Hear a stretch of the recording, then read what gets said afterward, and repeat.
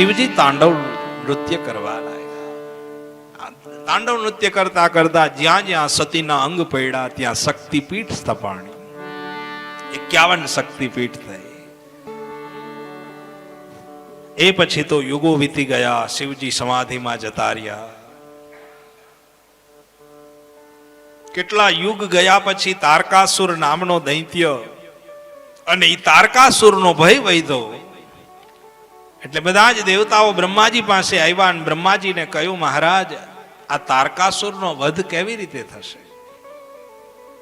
ત્યારે કહ્યું કે તારકાસુરનો વધ એક જ વાતે થાય કે શિવજીના લગ્ન થાય અને એને ત્યાં કાર્તિકજીનો જન્મ થાય અને કાર્તિકજી જ તારકાસુરને મારી શકે. ઓ, શિવજી તો સમાધિમાં છે, લગ્ન કેમ કરવા? તો કે તમે જાણો. એટલે દેવતાઓ કે તો શું કરાય? તો કે શિવજીની સમાધિ તોડાવી નાખી. તોડાવવામાં આ પાછા બધા હુરાપુરા. અમુકનું કામ જ ઈ હોય. શિવજીની સમાધિ તોડાવી નાખી. કોને કહીએ? તો તરત કામદેવને મોકલા અને કામદેવને આદેશ કર્યો. કામદેવ આવે છે, શિવજીની સમાધિ ખુલે છે અને શિવજીએ ત્રીજું નેત્ર ખોલ્યું અને કામદેવને બાળીને ભસ્મ કરી નાખ્યા. દૂર દેવતાઓ ઉભા છે, બોલાવ્યા નજીક. દેવતાઓએ કહ્યું, આ સમાધિ તોડાવવાનું કારણ શું મહાદેવ? કે દેવતાઓ માંડ્યા ધ્રુજવા. દેવતાઓ હાથ જોડીને કહેવા લાગ્યા, મહાદેવ, બીજું કાંઈ કારણ નથી. આ તો ઘણા સમયથી કોઈની જાનમાં નથી ગયા, એટલે અમને એમ થાય કે તમારા લગ્ન કરીએ અને અમે બધાય તમારી જાનમાં જાય. તોય સ્વાર્થી દેવતાઓ એમ નથી કહેતા કે અમને તારકાસુરનો ભય છે એટલે આ બધું કર્યું.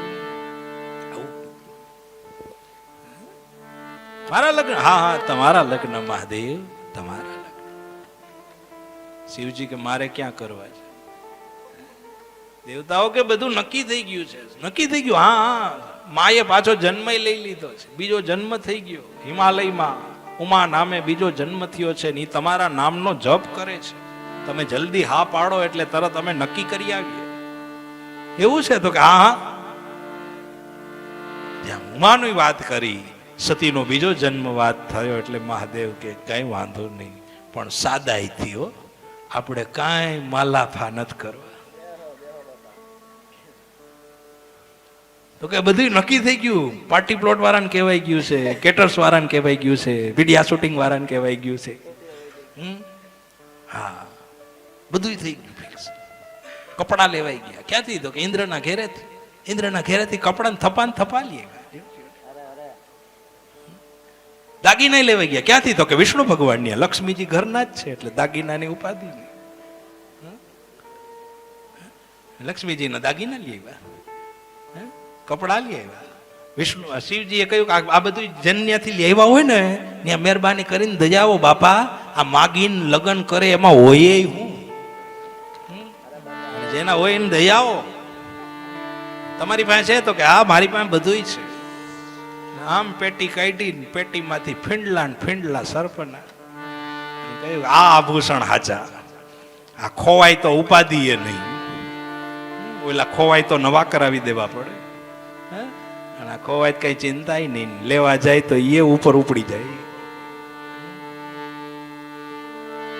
કંઠે ધારણ કરી લીધા ભુજંગ, હસ્તમાં, લલાટમાં જટાતી. કયું જટાનું શું કરવું? તો જટાને આમ વાળી દો એટલે મુગટ જેવું તૈયાર થઈ ગયું. જટા મુગટ અરુ મોર બિરાજે.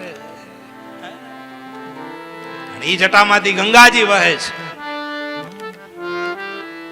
વ્યાઘ્રાંબર ધારણ કરાયું છે કટી ઉપર, ત્રિશુલ હાથમાં. બધાય વરરાજા ઘોડા ઉપર બેસીને જાય, આ વરરાજો બળદ ઉપર બેસી નંદીનો સવાર થાય છે. નંદી ધર્મનું પ્રતીક છે. નંદી એટલે ધર્મ. નંદીની પૂજા થાય. નંદી શું કામ પૂજાય છે? તો નંદી એટલે ધર્મ છે. એના 4 પગ છે. ધર્મના 4 પગ હોય. સત્ય, દયા, પવિત્રતા અને દાન, આ 4 પગ છે ધર્મના. ધર્મની લક્ષ્યમાં રાખીને જે લગ્ન કરે ને એના લગ્ન જીવન સફળ થાય. આવું શિવજીએ દર્શાવ્યું કે ધર્મને લક્ષ્યમાં રાખ્યું. ધર્મનો દૂર સત્ય સમાના. ધર્મ સત્ય સમાન કોઈ ધર્મ નથી. કોઈ પણ ધર્મ હોય પણ એંગલ તો હંમેશા સત્યનો જ હોય. ધર્મ કોઈ બી હોય, ધર્મનો ક્યારેય ગમે ત્યાં અંગીકાર કરી શકો, પણ હંમેશા કોઈ પણ ધર્મ વેદ અને સત્યને અનુરૂપ હોવો જોઈએ. બસ વેદ અને સત્યને અનુરૂપ જે ધર્મ હશે ને એ ધર્મ કાયમી ટકશે. જ્યાં વેદ અને સત્ય નહીં હોય તો એ ધર્મનો નાશ થતા વાર નહીં લાગે. માટે ધર્મ આત્મા કીધા છે, ધર્માત્મા. એ ધર્મની સવારી કરી છે શિવજીએ. ઓલા બધા કે દેવતાઓ કે મહાદેવ તમે આમાં આવશો, તો કે હા હું આમાં આવીશ, મારું વાહન જ આ છે. અને એ પાછા હું ઉર્ધ્વ મુખે આવીશ, ઊંધા મુખે. પૂછ બાજુ મુખ રાખીને બેઠા, ઊંધા મુખે. દેવતાઓ કે આમ કેમ બેઠા? ત્યારે શિવજી કે તમે મારી પાછળ પાછળ આવતા હોય બરાબર, પછી મારી નજર તમારા સામે રહેવી જોઈએ ને, કે તમે પાછળ આવો કે નથી આવતા, ક્યાંક મને એકલા નથી ચડાવતા ને. તમારી મારી નજર તમારી પાછળ રહેવી જોઈએ, એટલે મારે ઘડીએ ઘડીએ પાછળ ન જવું પડે, એટલે મારી દ્રષ્ટિ તમારી પાછળ રહેવી જોઈએ. આનો અર્થ એમ થાય કે ભગવાનની દ્રષ્ટિ હંમેશા ભક્ત ઉપર જ હોવી જોઈએ કે ઈ શું કરી રહ્યા છે, એની દ્રષ્ટિ એમાં જ હોવી જોઈએ. એટલે ભગવાન ઉર્ધ્વ મુખે બેઠા છે. દેવતાઓ કે જેમ બેહે એમ બેહવા દ્યો, આપણે તો જલ્દી લગ્ન થાય ને કાર્તિકનો જન્મ થાય ને આપણે તારકાસુરના ભયમાંથી મુક્ત થાય. એને ઈ હતું, એને કઈ લગ્ન આયરે કઈ લેવા દેવા.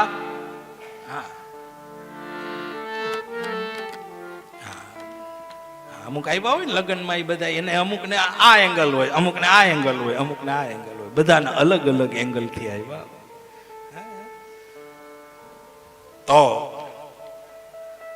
ઇન્દ્ર આવ્યા ઐરાવત હાથી ઉપર બેસીને, ગરુડજી આવ્યા વિષ્ણુ ભગવાન સાથે લઈને, બધા માંડ્યા આવવા. શિવજી કે આ બધા આવ્યા પણ આપણા કોઈ દેખાતા નથી, આપણા કોઈ નથી. ત્યાં શૃંગીને ભૃંગીને આદેશ કર્યો અને શૃંગી અને ભૃંગીએ એવું વગાડ્યું, ત્યાં તો ચારે બાજુથી ભૂતગણો માંડ્યા આવવા. કોઈની આંખો નમરે, કોઈના મોઢા નમરે, કોઈના પગ નમરે, કોઈના હાથ નમરે, કોઈની ખાલી દાંત જ દેખાય, કોઈની ખાલી આંખો તોક તોક એવું દેખાય. કોઈ આફ્રિકાથી આવ્યા, કોઈ ભૂતાનથી આવ્યા, બહાર ના જતા, કોઈ ડિંગ ડાંગ કરતા હતા, એટલે સમજી લે કે આફ્રિકાથી.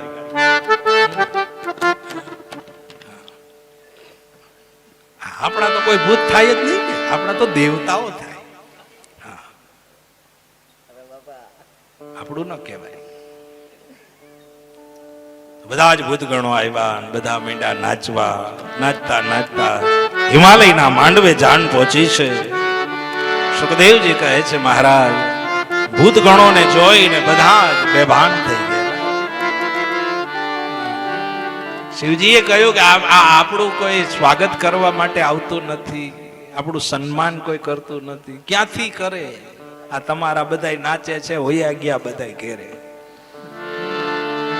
હવે કોઈ આવશે નહીં. તો કે એવું ન હોય, તમે જાઓ ને અંદર સમાચાર આપો.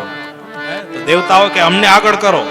એટલે શિવજીએ દેવતાઓને આગળ કર્યા, વ્હાઈટ કોલર વાળાને, અને એ બધા અંદર ગયા. અને અંદર જઈ અને મેનાવતીને કહ્યું કે તમે આવો, શિવજી પધાર્યા છે, જાનની તૈયારી કરો. મેનાવતી આરતીનો થાળ તૈયાર કરે, પુષ્પ લઈ, સ્વાગત માટે હાર લઈ અને પધારે છે. દેવતાઓ કે હવે તમારા સાસુ આવે છે, હવે તમે ઊંધા મોઢે ના બેહતા, હવે સવડા મોઢે બેહી જાઓ. શિવજી કે કોણ આવે છે? તો કે તમારા સાસુ આવે છે. શિવજી કે ઈ વળી કોણ?